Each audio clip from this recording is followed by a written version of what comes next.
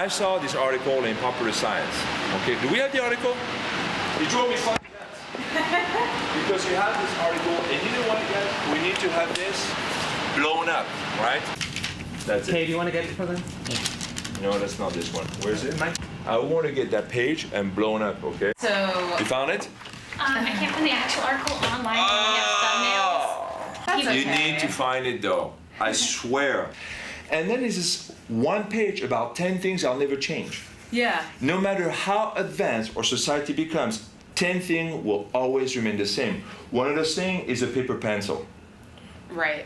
Okay, I guess you got the iPads, but you're still using a paper pencil. I mean, okay, I get that. A lot of, this is is that the article? Yeah. Ah, I love you, thank you, come here. And then there's an article right over here. Got it. That was the one page. 10 things that will remain the same. Pocket knives, okay. Beer, okay. A drill bit, all right. Duct tape, I mean, I could see that. But the dumbbells, I saw this, I'm like, there's no fucking way. I saw myself in there. Well, it's interesting. It's interesting that this really inspired you. But that's 110 inventions in 110 years. That magazine doesn't know what the fuck they're talking about. And so it gave me the idea of doing this documentary on how technology is actually reshaping all of that.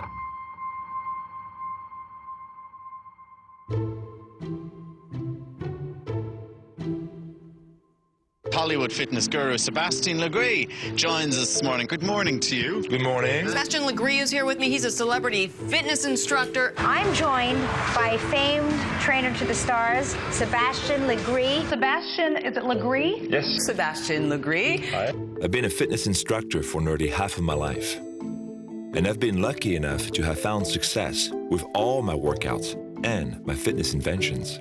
The latest one was released in 2010. It's called the Megaformer. So what is this? Well, this is called the Megaformer. In a word, megaformer. It's a new word to me as well.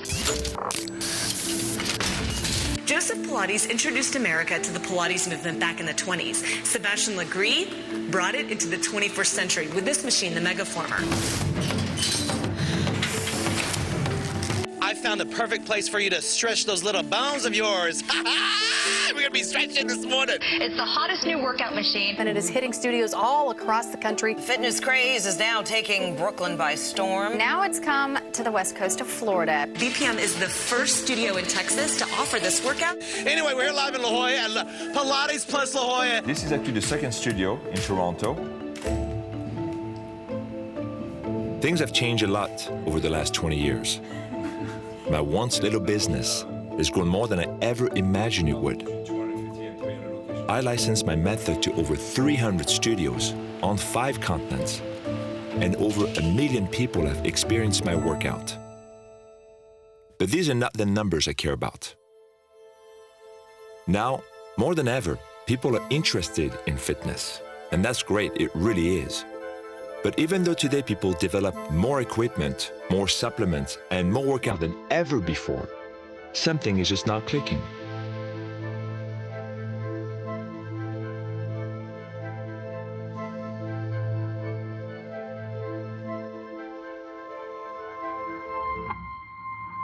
And I'm trying to fix that.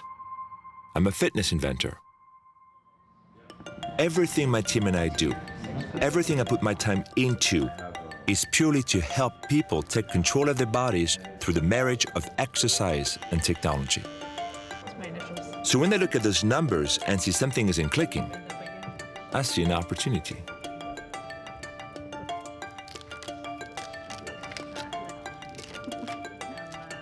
Today, an independent research team is visiting my warehouse. And they want to see if my newest ideas will work.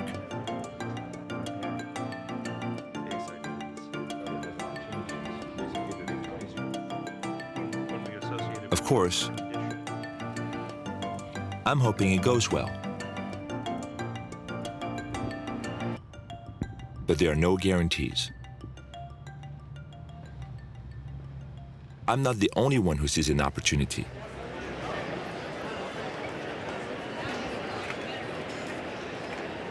Whatever is in store for the future of fitness may very well be found here at the Fit Expo.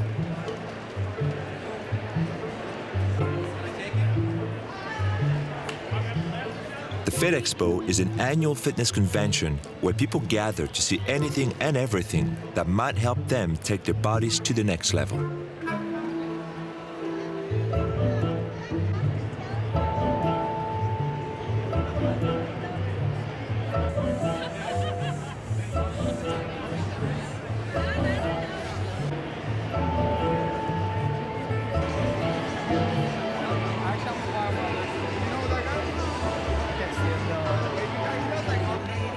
There you go.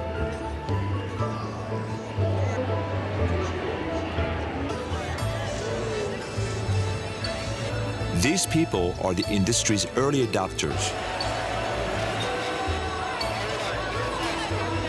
This event is a reflection of what fitness is today. And this place is the testing ground for the future of fitness.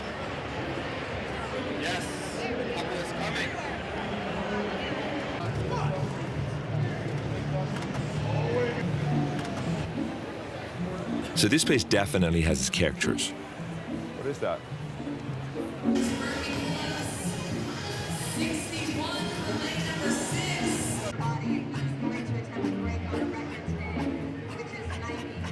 Come get it, baby. 2014 LA Expo. We here, baby. Woo!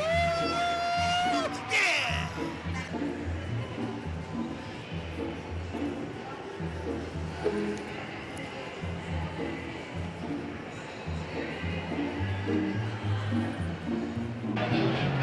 It's like the ultimate massage chair. The ultimate massage. It's really nice. Really gets deep in there. And as you go up with it, Sebastian, you really go up with it. And sure, some of these ideas might look silly, Soup me up. but I figure I might as well see if there's something for me to learn here. And so, go ahead, give me the spiel. You Okay. know, how you came up with the product, what it is, and Product is a Rock 360. It's a 360-degree ab roller, rolls in any direction. I got the idea from when I saw a guy doing the ab wheel, but he was raised up on a box. Okay. And so he's getting a huge range of motion. I was like, if there's a ball on the bottom, you could go in any direction. So we're creating a game as well. So you know, like Fruit Ninja. Yeah. So imagine as you're doing a product, you have the game right here. Yeah. So it's phone interactive. You're doing Fruit Ninja, and you're slicing the cheeseburgers and the French fries as they're coming down. I'm Courtney. Courtney, can you tell me, so my name is Sebastian, in piloxing, what are like the key elements of the workout? So it's standing Pilates. Okay. So we're working a lot on balance and alignment and core. Okay. And then it's boxing. So jab, cross, hook, uppercut. And we do boxing combinations. And then it's a little bit of dance. Okay. The dance element is just to have fun, just to let loose, shake your hips a little bit, so it's not that serious. All right, so I'm here with Kirsten and Christina. Yes. Okay, so and you guys are the creator of Pound? Yes. Yes, we are. So what's Pound? So Pound is a 45-minute group fitness format that fuses drumming with Pilates, isometrics, and all the best strength training moves around. Full body workout. Full body workout? Yeah. And one other really important part, rib sticks. What the rib sticks do, what the music does, is help you focus on the beat, the noise, and you don't notice that you've just done 500 squats. Okay, so it looks a little unconventional, yes. But if it gets the customers to move, then who am I to judge? I mean, at the end of the day, I'm trying to sell the same puzzles they are.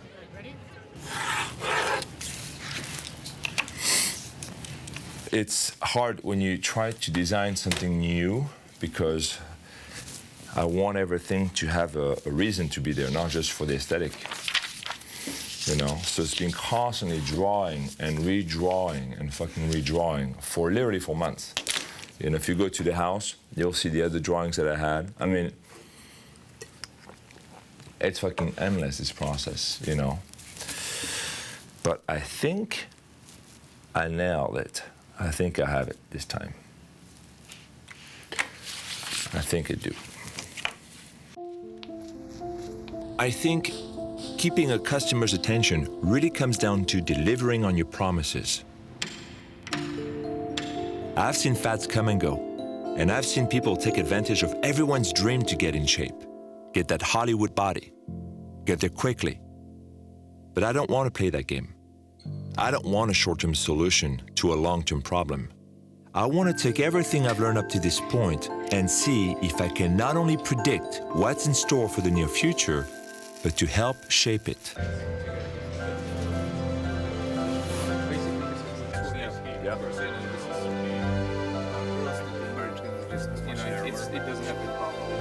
She'll be able to grab it over here, or she can also put the armor here, which is great. Because a lot of people can't rest on their hands, so that's going to be fantastic that people can rest on their elbows.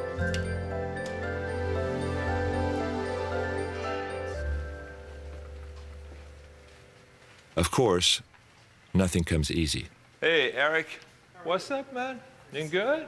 Oh, thanks. Very good. That one has this electronic ramp, because the machine comes up now at an angle. So let me show you how it works. So this is just prototype, and then basically what you can do, you lift it up. It wasn't making that noise last week, but anyway. See, this is not working great. I'm trying to look at the big picture because that's the only way I can justify the money going out. I got to make sure that I'm more concentrated, more targeted, because I'm not a company like Google. I don't have this kind of revenues.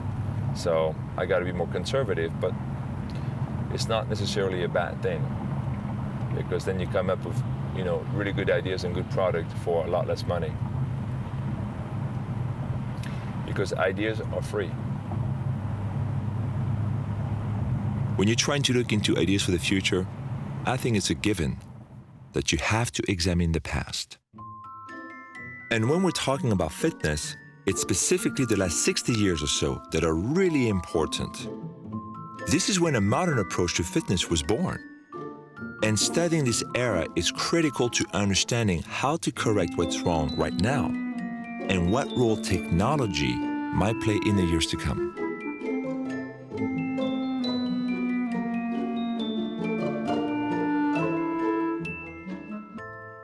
During this era, one figure in particular was very important in marrying fitness to technology. And so I found some people who could tell me a story. Well, my name is Elaine Lillane, and my husband Jack Lillane called me Lala. And he said, Lala Lillane, that sounds like a stripper. You want me to say that over again? Oh, no, that's perfect. So what's your fitness regimen right now? Do you work out every day? I work out every day. Never worked out more than 30 minutes to 45 minutes a day. I swim, and the weights, working with the weights. And do you work out with weights? Yeah, well, I've always worked out with weights. Oh, wow. You get like a close-up on that? Then show this gun? All right, look at that peak right there. Hi, my name is Lou Ferrigno. I'm an entrepreneur, icon, author, bodybuilding champion, actor, motivational speaker, and a deputy sheriff. A deputy sheriff? Yeah, for 10 years, Los Angeles. My name is Pete Samra. I'm a former natural Mr. USA. I won that in 1980 in the Mid-America. I went natural. I was also one of the managers of the world-famous Gold's Gym in Venice. Can you tell us who is Jack Lillane? Who is Jack Lillane? Jack Lillane, oh, my goodness, it would take me hours to tell you who Jack Lillane is. Okay. Jack Lillane was the pioneer of fitness industry in television. Well, when I first came to the USA, I used to turn on the television and see Jack Lillane. He used to have an exercise program. Good morning, happy Monday morning to you. My name is Jack Lillane. I like to consider myself as your personal physical instructor and your health consultant, coming into your home every day. Yes, I used to watch Jack Lillane's show on TV before I even discovered bodybuilding. When Jack first came on the air, he was popular right away. And then, of course, there was the Jack Lillane Health Clubs. In 1936, he opened the first modern health club in Oakland, California. In those days, people didn't have a clue about working out in a gym. He had the idea of bringing people in. He wanted to help everybody in the whole United States. He wanted, this is his dream, that everybody should be working out to feel better, look better, and live longer. I'm here for one reason and one reason only, to show you how to feel better and look better so you can live longer. You get in front of a TV and you follow him. And today it's just more sophisticated. But if you take Jack Lillane, put him today, I think it'd be just as effective if you're watching him on TV, follow what he has to teach you, because back then, what he was advocating, it still works for today. He changed people's lives because he was one-on-one with you. This is our half hour together, yours and mine, and we don't want any interruptions, do we? He would talk just to you. Just the two of us. And that person out there thought they were just talking to him, and he was talking to them. And that's how he inspired people. And we need more people to inspire. Not only was he an amazing man of fitness, but his feats of strength. I mean, these were unbelievable. On his 41st birthday, he swam from Alcatraz to the mainland handcuffed. Then he swam underneath the Golden Gate Bridge when he was 40. On his 60th birthday, he swam from Alcatraz to the mainland handcuffed and his feet were shackled. And then on his 61st birthday, he swam underneath the Golden Gate Bridge again and towing a boat, handcuffed and is shackled. And then on 70th birthday, he towed 70 boats with 70 people, a mile and a half in Long Beach Harbor, handcuffed and his feet shackled. That's amazing. So, anyway. One of a kind. Yeah. I've got enough stuff. Oh yeah, we do. Yeah. I think this is about this. Okay. But the thing when I used to watch him, I used to like when he moved around, the development of his arm. And I realized back then he was a bodybuilder.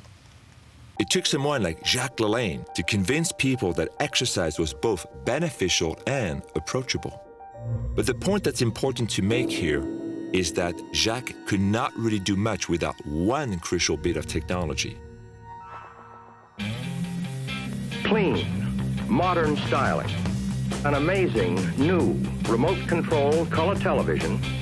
While the TV itself was not a fitness invention, it was the difference between Lalanne inspiring a dozen people to exercise and a million.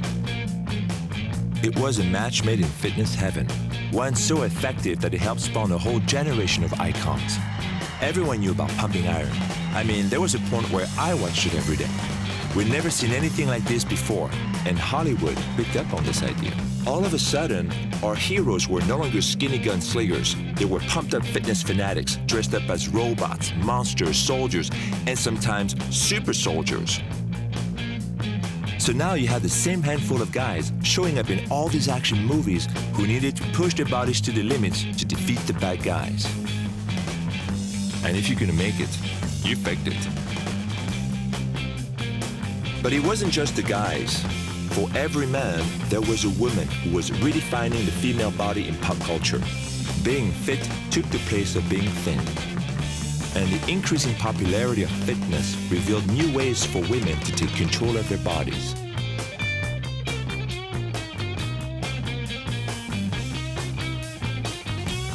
This changed the way we view our heroes, our role models, and ultimately, what we wanted from our own bodies.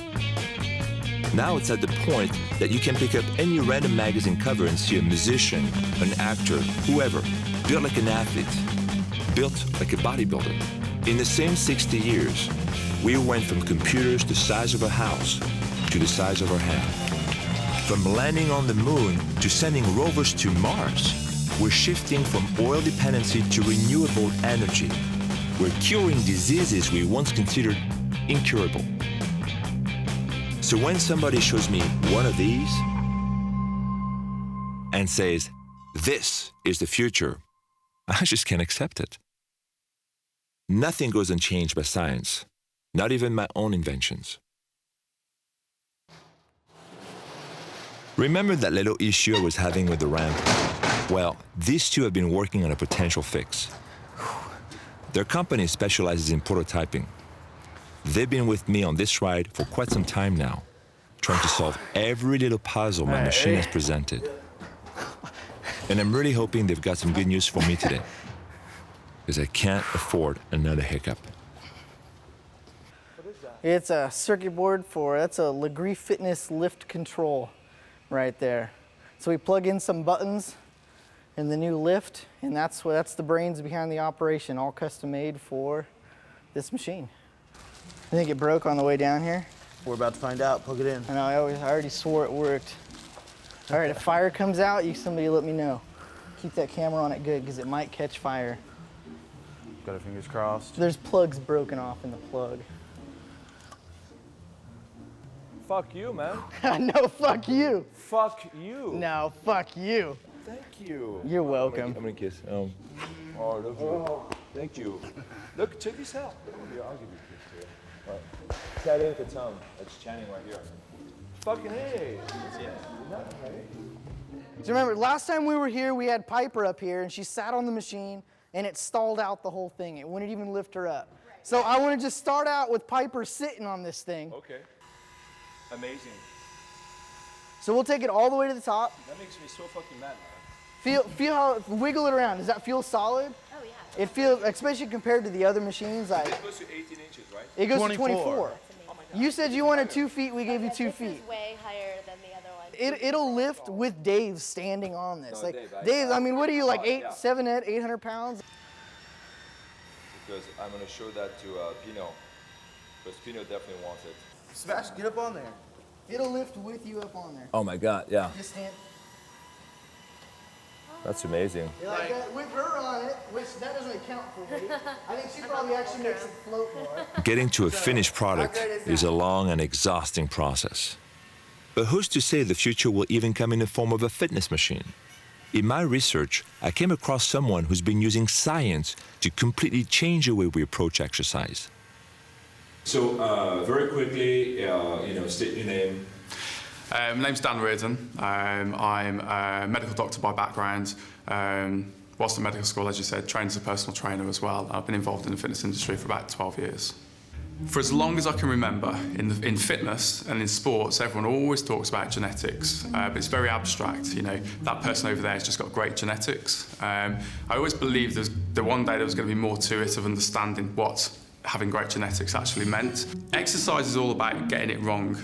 Because you spend so much of your time doing things that just don't work for you. If you train a certain way and then I train exactly the same way as you, the chances are we're going to get very, very different results. So the advantage of muscle genes is that we essentially take the guesswork out of training and nutrition. So we can tell you exactly how you need to train in order to maximise your results, whether it's to gain muscle, lose body fat, and we can do that in a significantly shorter time than if you didn't have the knowledge in the first place. So for example, when I did my muscle genes training, within 100 days I was able to gain about 22 pounds. When I, in the past, had problems putting on muscle, and it was just simply a case of understanding how my body responded to volume, how the length of time I needed to recover, and understanding things like lactate processing, nutritional elements that were going to maximise my results as well. We can look at specific genes that can tell you about whether you should be training high volume, low volume, what your recovery should be like, what your lactate clearance is like, the type of muscle hypertrophy that your body is more prone to. Can you talk more about the myostatin gene? Yeah. So the myostatin is it a gene or is it a protein? Myostatin is a protein. Okay. Now, myostatin is an inhibitor of skeletal muscle growth. So when you produce myostatin, it essentially reduces skeletal muscle growth. So if you don't produce myostatin, theoretically, you get more muscle growth.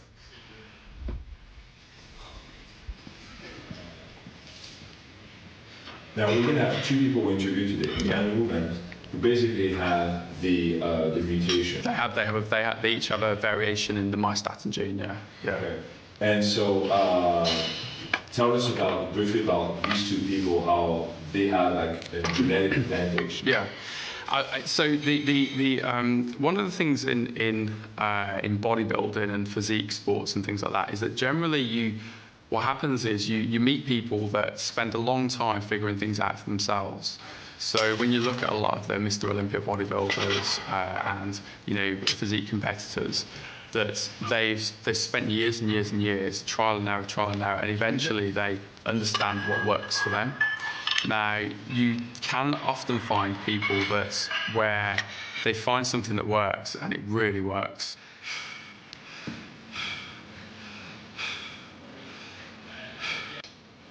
My name is Sue Farrell. I'm a professional figure athlete with the WBFF, and I've been working with muscle genes over the last year, having all the different tests that they offer, which found some interesting results. Tell us, so you did the test and then what did you find out?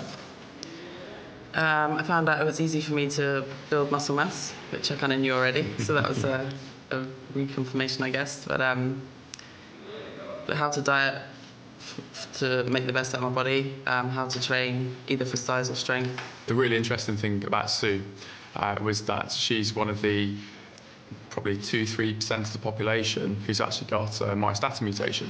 The great thing with Sue is she's a real-world example of a really good story. At the beginning of 2011, Sue made the decision that she wanted to be a powerlifter.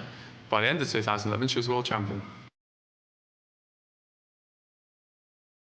And Mark, for example, the guy, he's really got on top of his training. He's growing very, very fast. And very, very responsive to his resistance training. What was really interesting about the muscle genes testing was that it backed up a lot of what I found out through trial and error methodology over 15 to 18 years. So I was able to look at my muscle genes and say, wow, this proves what I found out, but what if I had this 10 years ago?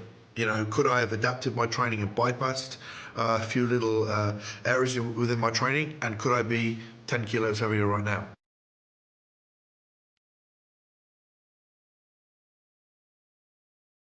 The thing that we know is that the more you truly personalize a training plan, a nutrition plan, and the use of certain ingredients and supplements and things like that, we know based on research that you can potentially help people that otherwise you wouldn't be able to help. So the more you personalize a program, the better the long-term results. And that's not just for fitness people, that's also for perhaps people with pathological problems. And that will certainly be the future of fitness. Dr. Reardon tells me that myostatin research may actually lead to treatments that target the gene. Imagine being able to have that sort of control. A treatment that could help you get bigger, faster, could also help someone move who couldn't move before. Advances in fitness science could lead to medical breakthroughs that benefit us all. But the value of Reardon's research in its current state is it teaches us that having a true understanding of our bodies can lead to more effective exercise. I'm no engineer, but this is a cool thing about the body. The body can actually be the same as a fucking software. Your software is in your brain. You can actually program your body to behave a certain way or not. It's all programming, and the way you do it is by training. You guys will code, right? Right. You code a software. The exercise is how you code your body, and it's how you program, And it's all, a series of stimulation on stimulation. I mean, it's the same fucking thing. People, take steroids. The guys, want to get bigger. They take steroids. They take all this stuff because they get so frustrated with the plateau and the limitation. But they're not limited. It's because they're not working in an effective way. So they keep pushing the head against the wall, not knowing that, listen, if you train differently, there'd be no wall. So this advice works great if you're in your 20s, 30s, and maybe even 40s. When we're young, most of us already have plenty of testosterone. So the controversy of steroid abuse comes from the idea that adding even more to our body is something we're not physically prepared for. But what about the walls that none of us can avoid, like growing old? I'm on my way to visit someone who thinks testosterone plays a crucial role in how we age. Hello, Dr. Life. Hey, Sebastian. How are you? Good. Welcome to Tahiti Marina. Thank you. All right, so permission to come on board? Absolutely. Thank you. So go ahead and give us a little background about what made you change your body, what happened, what was the events that led to you saying, hey, you know what, I'm going to change my life. Well, I'm a family practice physician. I was practicing medicine in Northeast Pennsylvania. I was overweight. I was in my late 50s, and I was like most physicians my age, devote their careers to practicing medicine and don't do what they tell their patients to do. So that was a pivotal moment in my life. I made changes. I hired a nutritionist, and I started working out. Almost 5 months later, I had lost 25 or 30 pounds of body fat and put on muscle. And I noticed that I started to lose ground, and I started to regain the body fat that I'd lost, even though I was training and eating Right. And that's when I learned about hormone replacement therapy. That's when I learned that my hormone levels were really low. So in 2003, I became a patient of a hormone replacement establishment and corrected my hormone deficiencies. And noticed within just a week or two a big change. I started regaining the muscle that I had lost. I started losing the body fat, especially the belly fat that I'd gained. I started feeling so much better. And that got me on the path to what I do is age management medicine. Hormone replacement therapy, when I started it, was really frowned upon. I mean, my urologist told me I was crazy for going on testosterone and DHEA. I was also deficient in growth hormone. He thought I was making a big mistake. He says, we really don't believe in that. We think that that's going to put you at risk for prostate cancer and other problems.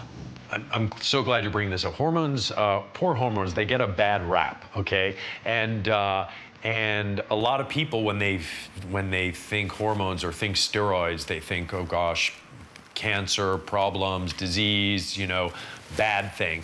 And the reason that hormones get a bad rap is because of abuse, okay, mainly. And because of some studies that were done which showed adverse effects of hormones, and mainly because of the use of synthetic hormones, which were not bioidentical to the body. Okay. Tell me about you and what you do. Sure. So I'm a board-certified family medicine doctor. My area of specialization is something called age management medicine. And what age management medicine is, probably the best way to describe what age management medicine is to describe what it's not, okay? Age management medicine is not about making you live to be 110 or 120 or 130 years old. What age management medicine is about is giving you a better quality of life. So what we do at my clinic is I evaluate patients for signs and symptoms of degenerative decline, and then we set them up on programs to make them look better, feel better, have better energy, better sex lives, better memory. But at the same time, we're putting them at the lowest risk for virtually every chronic degenerative disease of aging. So heart disease, Alzheimer's disease, osteoporosis, stroke, cancer risk all go down. So hormones are really a key player in the aging process. Frailty and loss of muscle mass is the #1 reason people end up in nursing homes in this country. Loss of muscle mass as people age is considered to be the norm, a normal part of aging. And this is the view of experts, that you cannot avoid losing muscle mass as you age. And that is sheer nonsense. When I was in medical school, we were taught that testosterone caused prostate cancer, that if you prescribed testosterone to men, it increased his risk for prostate cancer. And cut to 10, 11 years later, not only do we know now that that is not true, that there is no evidence, strong evidence to link testosterone to prostate cancer, but there are some forward-thinking urologists who are treating prostate cancer with testosterone now, okay? So, I mean, we've gone completely 360 degrees on that, or 180 degrees on that in 10 years. It's sort of my dream that hormonal optimization be standard of care in medicine, meaning that everyone, as we get older, go on a program of optimizing our hormones. I think if an individual is truly deficient in growth hormone and can't correct that on their own through the right kind of eating and exercise, they are doomed. No matter how much they exercise, no matter how well they eat, it's an uphill battle that they will lose. We're all going to age, but we do not have to get old. And we do not have to follow the same path as our parents followed. As confident as Dr. Life and Dr. Carragher sound, the jury's still out on whether or not this sort of thing will ever become the norm. But what I do know is that when any idea comes around, it's generally taken to its extreme before it's scaled back to something more practical and popular. Steroid abuse may have been that initial extreme, a disastrous stepping stone that could lead to something that benefits everyone. What's really interesting to me is that solutions like genetic testing and hormone therapy shed a lot of light on what our bodies are really able to do. And today, I'm hoping to shed even more light on that untapped potential. This is the first of 4 rigorous days of testing. These researchers are here to collect as much data as they can using my newest invention. And what they find will either allow me to move forward or send me back another year. The scientific process is such an important part of fitness because really there are always 2 sides to every story. What you experience versus what you actually remember. What you feel versus what you think. What you want versus what you get. None of us should be the judge of our own work. So I have to let science do what it does best. Tell me the truth. Watching this whole process was extremely stressful until finally I got to do what I do best. Try to keep 4 counts. 4 counts on the way down, 4 counts on the way up. Remember, 4 seconds out, 4 seconds in. That was 4. There was 4? Yeah. 1 more. You got 1 more, right? All right, so we'll do that 1 more time. All right, so we'll do that 1 more time. Last one. 1 more set, yeah. So now we'll do 2 more. In all the muscles, even if it's just a really low level activity. Right. That's your Love it. I'm gonna print that and frame it. I think the angle is... So say I lift 20 pounds and I got no, 30 an pounds. EMG of...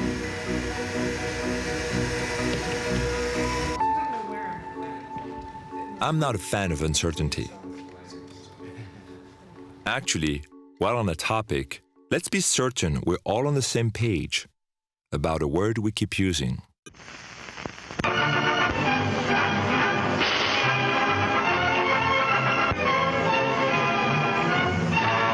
The teamwork we're watching represents one of many ways to build balance and poise, along with skill, strength, and general physical fitness. Stop. Let's go back a second. There. One more time. And general physical fitness. Fitness. Let's talk about that term for a moment. Well, you know, I think the word fitness has always been around. I mean, being fit. I mean, the word has been there.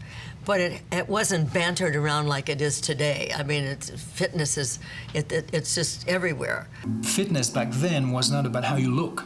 It was about how you will be able to perform in the real world.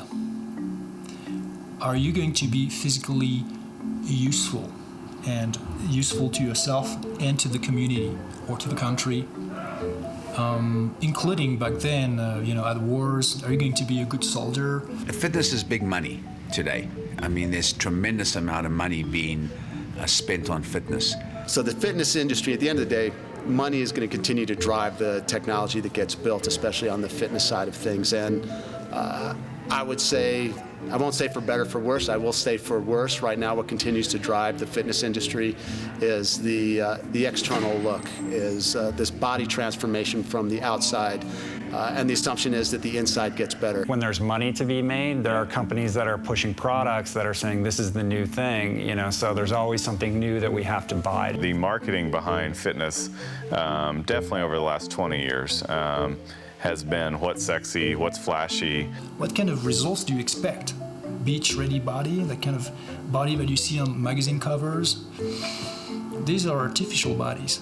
These are not natural bodies. Totally understand the cosmetic appeal. My muscles look bigger, my muscles look stronger, I have less body fat on me, my skin is a certain tone. To do yoga, all you have to do is lay on the ground, and you don't need all these products that, we're told, but now you got to have the special mat, you got all this kind of stuff, right?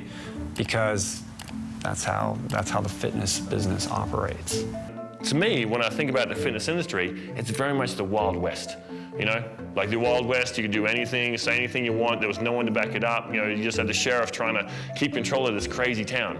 And until we have, like a respectable law enforcement in place, this town is just going to stay crazy. We've got vitamins, we've got different aids that help us in our pursuit of the physical dream that we want to achieve. I think that's all good. I believe that it's all good. But I think that we've got to look at it realistically and see that a lot of the stuff that they try to market today is not really helping people. Diet supplements, energy boosters, weight loss pills. All these so-called fitness products have made the news for all the wrong reasons and on far too many occasions. Misguided ideas of what's considered fit has led to an influx of demand for a quick fix. Since then, there's been a boom in products and workouts that promise the Hollywood physique, a slimmer waistline, or more energy at the expense of your health. Despite the FTC's best efforts, this stuff just keeps showing up. But why? When you hear about the 9-minute ab workout or the 7-minute ab workout, I mean, this is just marketing practices that are tailored towards giving people good news about their bad habits. And you have different machines, like a 3-minute workout, 4-minute workout. A lot of people want the lazy way out. And I've taken a chance to sometimes have abbreviated workout. It's not quite the same. It's the same as hearing about, how you should eat butter and bacon for breakfast every morning. All that. People love this stuff, right? And people are always looking for the least amount of work for the most amount of results. And that's the wrong question. That's the wrong inquiry. So the idea of dispensing with the work and just accessing the result doesn't interest me, and I also think that that's endemic of what's wrong with our society right now. We're all trying to hack everything. We want a shortcut. We want to do an end run around the hard part to get to the result. And this is what is breeding depression, because what we don't understand is that the hard part is what gives it value. So-called shortcuts are traps for beginners. But seasoned gym goers can fall prey to another kind of trap. One even I fell for when I was young. We would do like bicep curl, right? And then Matt would just help me, like this, assist me, and I put like 345. And of course, there's no way I can lift, yeah, there's no way I can lift 225 pounds here. Matt knew that. Yeah. I knew it, but he knew I could hold it there, Here I could do 225, but the other 99.9% of the fucking tension, there's no fucking way. So what I have, Matt is helping me getting there. He's like, oh, you got it, man. I'm like, oh, yeah. He's like, yeah, you got it. And then I kind of drop it that way, What does that do for your muscles? Absolutely nothing. What does it do for your joints? Destroy your fucking joint. After the workout, I started to have like pain over here. But being a fucking Neanderthal man, a caveman, think that bigger muscle is better. You think that more of everything is better, right? My name is Mark Alexander, and I am the CEO and co-founder of ARX Fit. If people know what's right and don't have to filter through all the crap and see the bodybuilders spray tanned and, oh, that must be right. No, it's far from right. And it's far from healthy, as a matter of fact. Most people see these people and think this is the epitome of health. But if you looked at a blood panel profile of these people, they're about to die. And we've actually seen it more recently with these larger bodybuilders dying off at 40, 45, 50. My name is Ben Greenfield, and I am a coach, an author, and a speaker. So I help people from around the world who want to achieve amazing feats of physical performance, enhance their IQ and their mental acuity, lose fat fast, gain muscle fast, basically do everything possible to get the most out of the body without doing harm to the body. I started off as a bodybuilder, and the whole goal there was to look as good as possible posing on stage in the equivalent of your underwear at as low a body fat percentage as possible. You looked good. My sex drive was gone, my libido was gone, my gut was messed up. There are some bodybuilders that, believe it or not, walk around with a can of Lysol. Their gas is so bad from their horrible diet. And this is just basically acceptable in bodybuilding to look good on stage. If I continue to focus on what we call our global muscles, the big muscles on the outside of the body, what they look like, it doesn't let me know that the smaller muscles or the intrinsic muscles inside are doing what they need to do. And it definitely doesn't tell me what's going on with all my subsystems, my cardiac system, my digestive system, that really are going to lead to a longer and healthier lifestyle.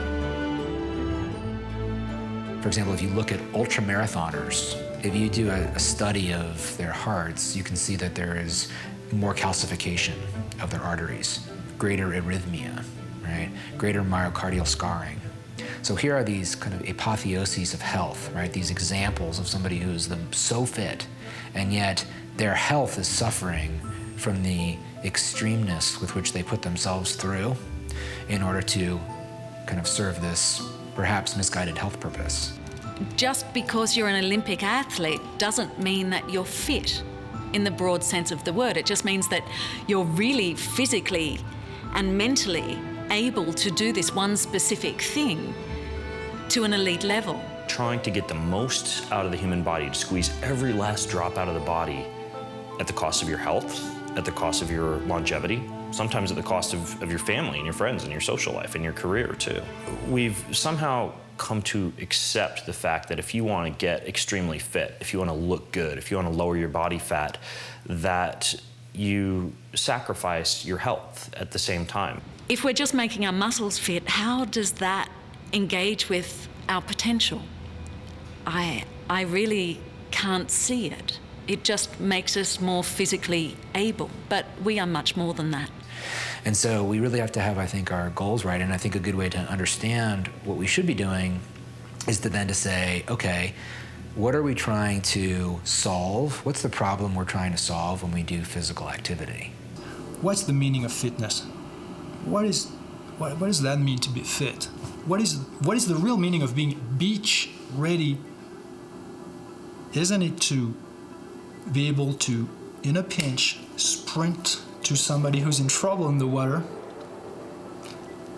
maybe hold your breath, dive, pull these people back to the surface, swim while carrying them, then put them on your back and run to safety, or just do some basic first rescue procedures.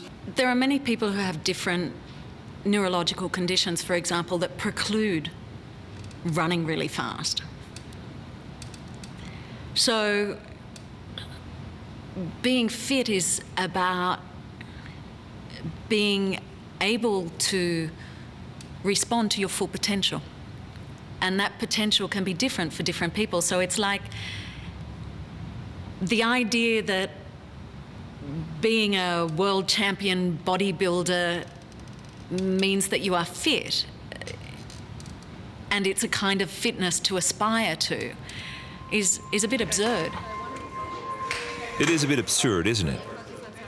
I think this misunderstanding might be at the center of what I'm trying to solve. But we'll revisit this idea a bit later. Back at the warehouse, things are wrapping up. All right. Excellent. Thank you. That's a wrap.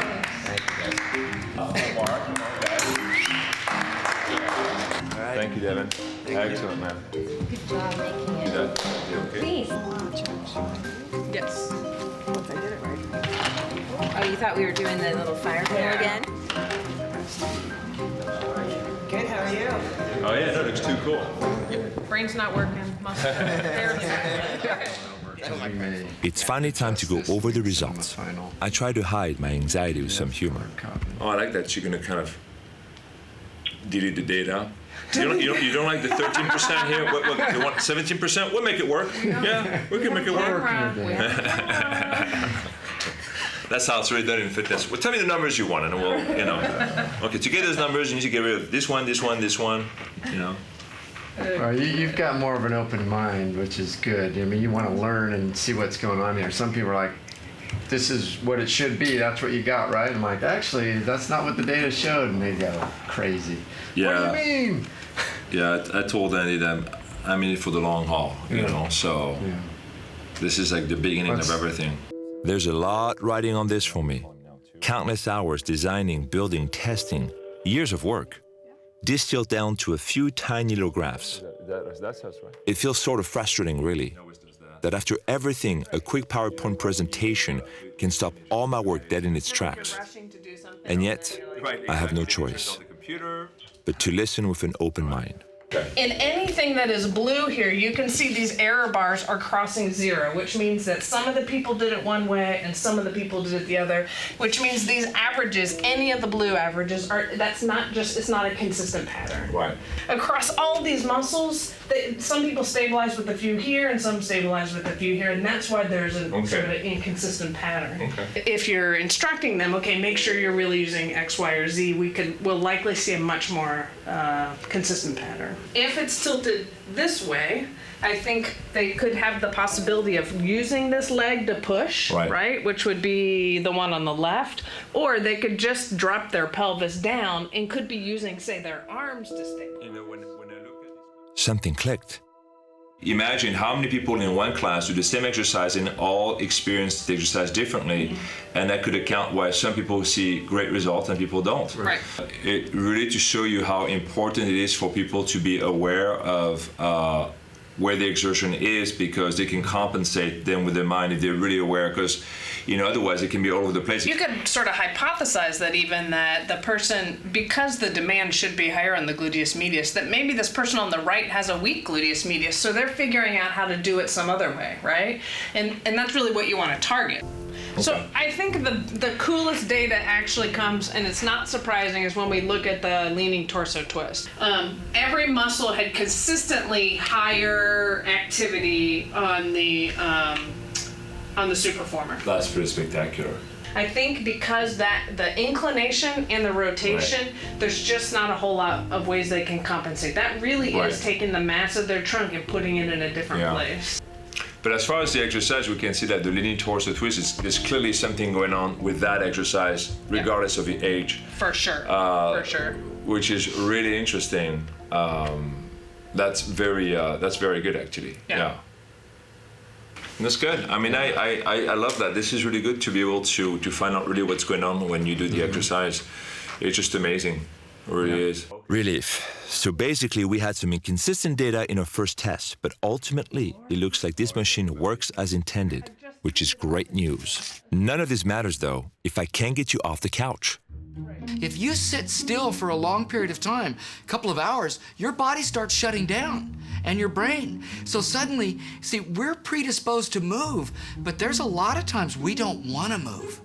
And I think we live in a society where we're very divorced from our primal nature. Most people are working in cubicles, they're driving around in cars, they go to Starbucks, and then they go home and they watch Dancing with the Stars at night or Duck Dynasty, and that's it. The human body was meant to move. There's research studies that look at the control group as normal populations that's sedentary, and the experimental group are people that we put on exercise. There was an article that came out 20 years ago that said that is totally ass backwards. The control population are people that move and exercise. They get up and they're moving for the majority of the day. If you think about how we're born, people are born moving. We discover and explore the world through movement long before we have language. We have 6 million years of DNA programming, and that doesn't go away in the last 100 or 200 years because now we're indoors all the time. I think that we've just become sedentary because we just felt it was the right thing to do. Think about children today. We're saying, sit still, be quiet, stop laughing. We ask this problem, why aren't people going to the gym? It's like, the good old New Year's resolution. Many people make a New Year's resolution, they join a gym, and it may not just be at Christmas or New Year that they do this, or at Hanukkah, or, whatever your holiday is. It may not just be at New Year when people do this. They do it at seminal moments in their life. Right, I'm going to get fit. And then they'll join a gym, and they're lucky if they go for a month. Often people look at fitness like a New Year's resolution, but the problem is that's a quick fix. It just doesn't work and it's not sustainable. You want to lose, but you don't know how to do it, or you've tried and you go up and down, you become a yo-yo, and they say, the heck with it. I'm not gonna bother with it anymore. You have to be inspired. You have a reason. There's a reason for everything. And you have to have a reason to do it. And if that person doesn't have a reason to do it, then why should they do it? They don't care. If you're not enjoying it, you're not going to come back and do it again and again. It always comes back to the question of engagement, because How many people join a gym and stay there? How many people make it a regular part of their everyday life? How many people conduct any activity that contributes to their fitness in the broad sense and the broad understanding of what it means to be fit? How many people continue with that? Not many.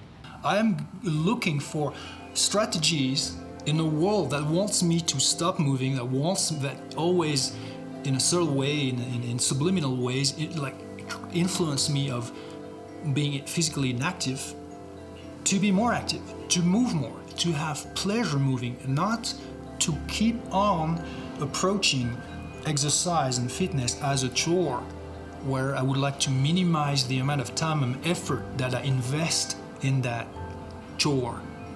We've been studying microbursts of activity, and we find that if people move, get up and move every 25 to 30 minutes, they become more engaged, they're more energized, and they're more focused in everything they do. So why do we want to get rid of that? You know, we rush to access this result, but if we didn't put in the work to get there, there's a sense of emptiness that comes with that, and I think that's what's causing a lot of this depression. So I think we need to develop an appreciation for how hard it is maybe to get fit, and also find ways to make it more fun and joyful for people, right?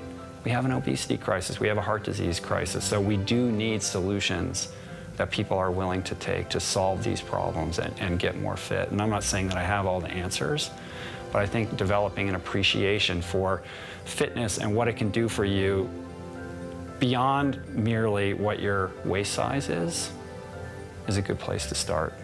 How can we create things that can appeal to more people and can be engaging and can make other kinds of fitness possible and accessible to people in very real ways? The onus in motivating people to exercise falls on us in the fitness industry, but we've got to connect people to why move, and I think we have to do that. Why move? You would think that people have this figured out before they walk into the gym. And sometimes they do. But in reality, as a trainer, this is an obstacle I have to push people through every class. We all quickly forget what benefit any of this stuff has when we're sweating, when our muscles shake and sting from the stress we are putting ourselves through. But the amazing thing is, that's no more than a mental obstacle. Ever heard, the heaviest weight to lift is the weight of a negative mind? I love that quote. If we start looking at this from a mental perspective, what's keeping us from being able to put mind over matter? Everyone I've interviewed seems to agree on at least two main issues. Number one, the term fitness is thrown around as a marketing tool. Its meaning has been left open to interpretation, and this is dangerous for consumers. We, as a society, need to put together a better definition as a way of protecting consumers from gimmicks. Number two, people are lazy, and exercise, well, it can be a little boring. And that makes it hard to overcome that mental block. It's not naturally engaging, and for that reason, it's difficult for most people to stay on track.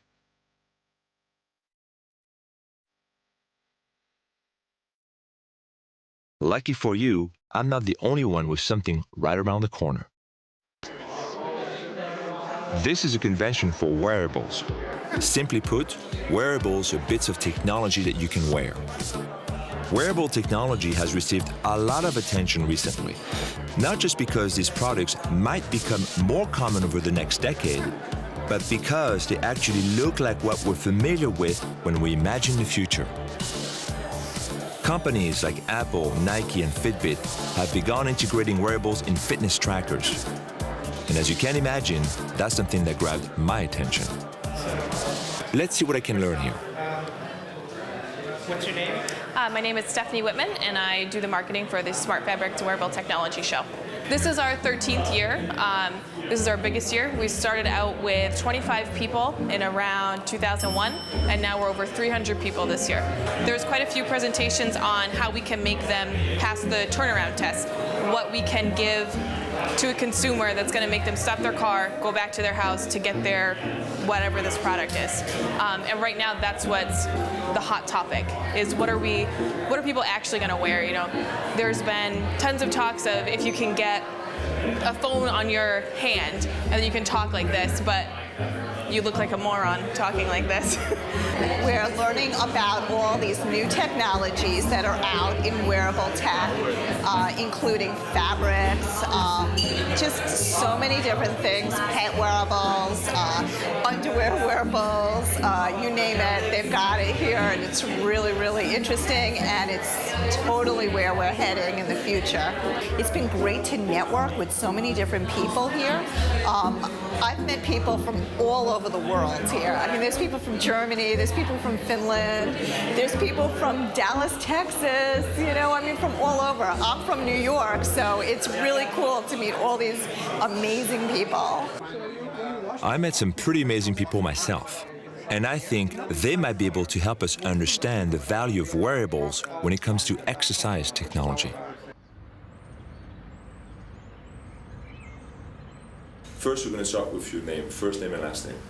First name is Mario, last name is Esposito. And Mario, what do you do? I'm a Chief Technology Officer at the Hypsilon and also the inventor of Sensoria. Sensoria can be used in multiple spaces, and fitness is the most natural step because there is a need to create garments that really are suited for monitoring what people are doing. So today you are asked, wear the bracelet, do something, come back and look how many steps you have collected so far. With Sensoria, we can say transparently, without changing anything, without remembering anything, just wear your socks as an example and go by your life. And you don't see anything different from the usual. You can actually wash this. You can treat just as like any regular sock. You won't see any wire or any piece of traditional electronics. Well, we'll weave the electronics into our clothing. I mean, that's coming already. Right. That's already here. Yeah, so it'll just be like putting on your underwear, your socks, your gloves, whatever it is you're going to wear, and the technology will just work, and it'll all work together seamlessly. In the future, it's going to be washable. It's going to be woven into your fabric, so it'll be comfortable. Even silky, I've seen really nice silky fabrics, or compression fabrics. My particular area right now is in emotion tracking for health and well-being. My name is Mary Schwinski. I'm a researcher at Microsoft Research. What are your thoughts on wearable technology, and if you see any application to it as far as fitness is related? Absolutely. I think what you're going to see is sensors that you wear on your body all the time that are constantly collecting data. So every time you step, you run, you walk, we can detect accurately what you're doing. We use a wrist sensor where you can get some electrodermal activity. There are some sweat glands down here, if the sensor's put on properly, where we can look at arousal. So that gives us the arousal levels. Okay. Some of them can be sensor-free sensors, meaning you don't have to have a sensor on your body. For instance, last summer we did some research looking at how you type. Turns out that when you're very, very stressed out, you end up hitting the keyboard much, much harder. But we also are aiming to other parts of the body. Heart monitoring is an example. And then we've also been wearing heart rate monitors and looking at heart rate variability. What is your goal? What are you trying to achieve with all this, the wearable technology that you're developing right now? Well, our first motivation was to detect stress and to make you more aware of your stress levels. We have done that. We've done that so well. We can make you really stressed out by telling you you're stressed. And that wasn't our end goal at all. But it just turns out people aren't very used to thinking about their emotional state. So when all of a sudden they have a heightened awareness, it is somewhat stressful. So what we've turned our research into now is to turn that around and say, we don't want you to get stressed out because you know you're stressed. We want to develop calming, soothing technologies to help you when you happen to be in that state. Calm yourself down. What we're seeing now is there's a lot of companies coming out that just give you data, that give you numbers. So we're seeing things like Fitbit give you information how far you went or calories you burned, but we're just seeing a whole lot of numbers. As an example, Nike Plus or Nike Fuel Band or Jawbone, you name it, there are many out there. You go for a walk or for a run, and you look at the pretty charts where they're telling you that you've been running for this number of steps for this time. From a basic science, from a research perspective, great. The more data we get, the more basic science questions we can answer, but those tend to be living on little islands. And at the end of the day, I like to think of myself as a coach, and how can I take that stuff and bring it to the athletes that I'm working with. And it's got to be simple, it's got to be quick, and it's got to be useful in terms of programming. So about a couple years ago, I went to Ursha, and I think probably the best thing I've seen at that show was this machine right here. This is actually, you know, I looked at it, and you know, I make exercise equipment. I wasn't very impressed with the this. Okay, so it combines cardio and the weight. Okay, big deal. So you can turn that around if you want to, right? You can do like exercise face in the front. It's a cool little innovation. But what is really cool about this is that you have this entire program here. Okay, so you go quick start or touch screen, and I'll show you right over here. 3, 2, 1, and then any fucking idiot can do this, because you know that you have to move this fist in the front, and you do that. And I'm like, God damn, I love this, because being a fucking idiot, now I know what to do. It's perfect. I got my time over here. I can moderate my tension. It's called the back extension, current exercise. I'm like, you know what? Someone has put a lot of thoughts into this. This machine is a piece of shit, but the software is great. When we get all this information about ourselves, at what point does it start becoming useful and becomes more like, you know, like a gadget? Because I see like a lot of fitness app out there, and they're all very gadgety. They don't really have a purpose, you know. Do you think there's a fine line, or do you think, what's your thought on that? I know what you mean about the fitness apps out there being gadgety. I just did a review of a bunch of them. Today there is too much rush in trying to sell you a gadget, not an experience. Look, if buying that new watch or whatever it is actually going to get you outside and go do the activity, then I'm okay with that. You know what I mean? But I think that what happens is people use all of that and ultimately end up paralyzed. It's like the guy who says, I want to run my first 10K, and he'll spend the next 3 months sitting on his couch because he wants to know what the best running shoe is first, or what's the watch that I need, you know, and all these sorts of things. And it's like, dude, go outside and take a walk.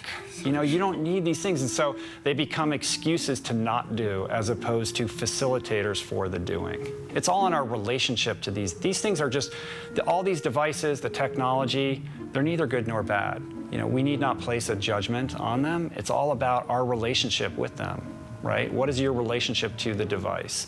My 7th Fitbit, right? So I am so reliant on my Fitbit. I can't handle it a day without my Fitbit. I think it gets tricky when you get too dependent on these devices, right? To understand, like I've been in situations where if I leave my Garmin at home and I go out and I run, and I come back and I go, well, did it count? You know, I can't log it into the computer, so I didn't actually do the run. It's like, no, you did the run, you know? I don't want to be a slave to technology. Maybe you can say maybe I am. I want to use it to augment and enhance my life. So it's all about my awareness so that I can make healthy decisions. So it's having a healthy relationship with these things. They shouldn't be controlling you. You should be in control of them. And sometimes it's okay to not use them and just go outside and have fun, you know, experience the joy. And if I'm all focused on the data, or I'm listening, you know, in my earbuds, then I'm not really in the moment of what I'm doing. And I think really where the fitness industry needs to get to, and the whole health and wellness industry, is taking those numbers to provide real information about the best course of action. It's relatively simple to produce, say, a heart rate monitor, but pulling interesting data out of it, that's the biggest challenge. When your heart rate variability is low, that's really bad. So meaning the variation between beat to beat, if it's low, it means you're in fight or flight mode. And so if you're chronically with low HRV, low heart rate variability, you're probably either depressed or really stressed out, and that's bad. So cardiologists will look at that to see, are you likely to have another heart attack, for instance? If you have, say, a stroke, maybe we can detect that sooner, or if not, maybe we can start to detect the signs, retroactively, and have your doctor start to recommend different things like, oh, well, you've been doing a lot of jogging lately, and we can see that you have a heart palpitation. Maybe you want to cut back on that and switch to something else that's not going to have quite such an impact. And whether you are going to directly use it or whether it goes to your doctor or physician, I think there's going to be incredible benefit to that. I mean, you're in fitness, so I'm imagining, the, optimal training situation is, you get up in the morning, you see your HRV is low. Not a good day to go all out in fitness today. I'm going to change your routine to be something that's more appropriate for your state right now. I know that this is being done already, so I know elite tennis coaches, for instance, look at HRV in the morning. We have high-level athletes coming into the facility here at the top of their game and not realizing that it's not just what I do when I come in and get my workout in here, it's everything I've done leading up to this. How much sleep did I get? Did I eat the right way? Am I managing my stress with meditation or some type of other ways to calm where I need to be? The more you can educate the athlete on what to do, how to do it, and why to do it, that's what's going to resonate, for the coach or for the athlete. So Puzzlebox started as a prototyping company. People will come to us with paper napkin ideas. We'd help turn those into products. Our specialty now is brain-computer interface. So we're making our own products, toys, and devices which interface with the brain. After you know what sort of information you can pull from the brain, it's a question of, well, what are you going to do with it? And when we looked at all the different options, the most useful thing that we could think of was improving concentration. This is something everyone can practice and everyone can benefit from. So this goes on your forehead. This all goes behind your ear. Again, I'm just going to do another test here. Make sure. So what else should I try to do? Is there anything, nothing? Is that what I want to do? Not focus on nothing, or what would I do? What we're looking for is a consistent train of thought. Like if you just went fly, there'd be like one thought and it ends, and we're not gonna see that steady drumbeat. Yeah, you want to continue. Exactly. Okay. All right. So I'm just gonna count, and then backward, in Russian. Okay. So. Oh wow, that's really cool.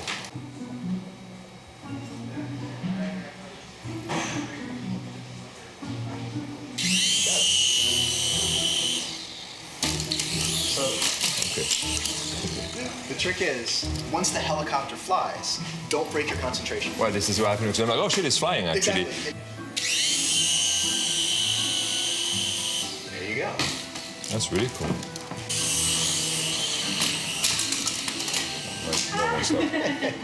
Is it possible to measure the stimulation between different muscle fiber types? Like, for example, you have slow twitch muscle fibers and fast twitch muscle fibers.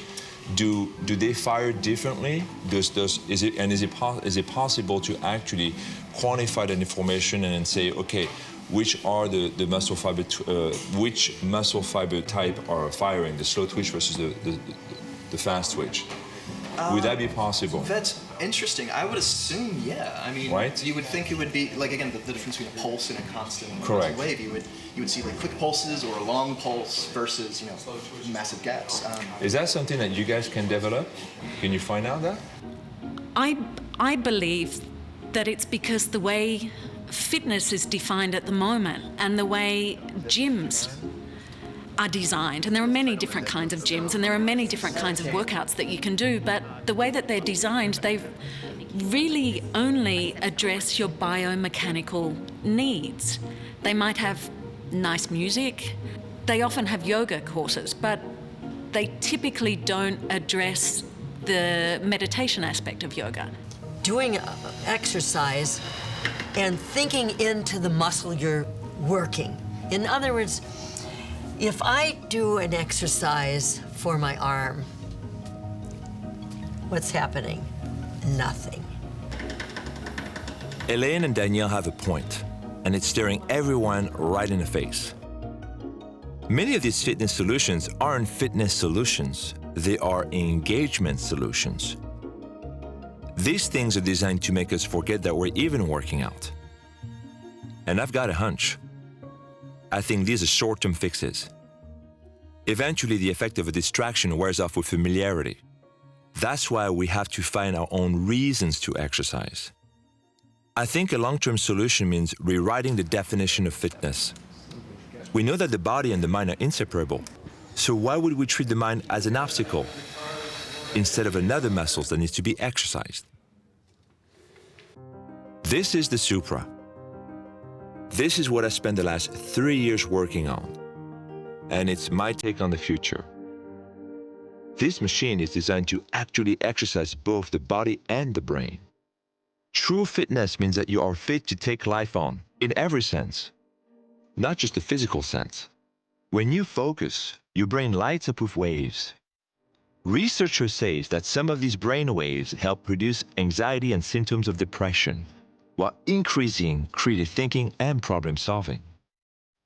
We're using sensors that read these waves and translate them into movement. So when I ask you to focus, the Supra will actually lift up while you're doing an exercise.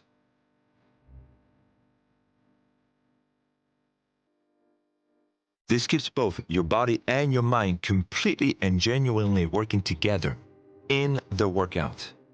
My goal is not to distract you from it, but to immerse you in it. With enough practice, you'll be able to make the machine incline at will. The idea is that once you've come this far, you'll be able to control your brainwaves in any other facet of your life, and with ease. The Supra represents my newfound philosophy. The body and the mind, together, inseparable, true, well-rounded fitness. It's still a work in progress, but it's a meaningful step in the right direction. We need to expand our own understanding of what fitness is. Developments like genetic testing and hormone therapy offer vastly different perspectives on what is possible. And what I hope is that these interviews, this documentary, and this machine will help to inspire others to create systems that are built around this idea of fitness. The dumbbell will become obsolete because it falls into only one understanding of fitness. It's a rudimentary tool for a simplistic understanding of what it means to be fit. The one we subscribed to for all these years. And I think we can do better than that.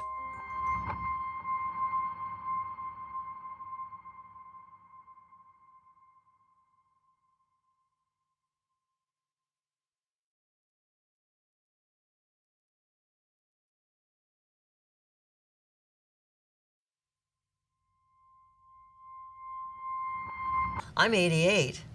Oh, wait a minute. This is going to be in 2 more years, so I shouldn't Oh, no, say that's fine. At the moment, I'm 88. I can still do a push-up. Push-up Want now? to do a push-up now? Yeah. I can do it later. You can We'll always do later? put it Yeah? in. No? We'll do it later, okay. Oh, A that's quick right, push-up. the push-up. Oh, Okay, are you ready? okay, one arm, man, right? Look at that.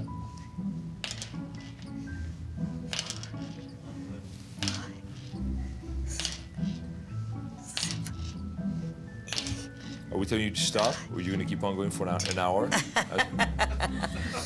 That is awesome. Helen, thank you so much. You're awesome. Thank you very much.